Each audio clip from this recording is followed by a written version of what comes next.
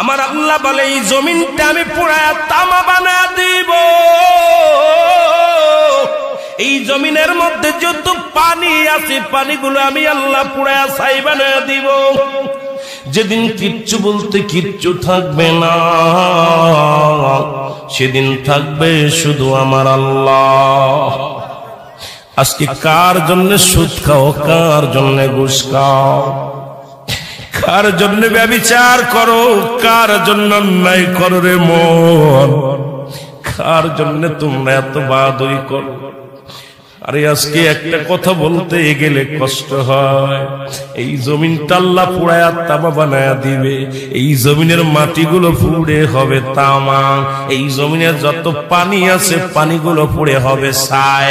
এই দুনিয়ার মধ্যে কিচ্ছু যেদিন থাকবে না, ওই তুরস্কের কত বাহাদুর, কত টাকাওয়ালা মিনিটের মধ্যে 30 সেকেন্ডের ভূমিকম্পে পথের ফকির হয়ে গেছে, রাস্তার ভিখারি হয়ে গেছে। আজকে তুমি দুনিয়ার মধ্যে কতই না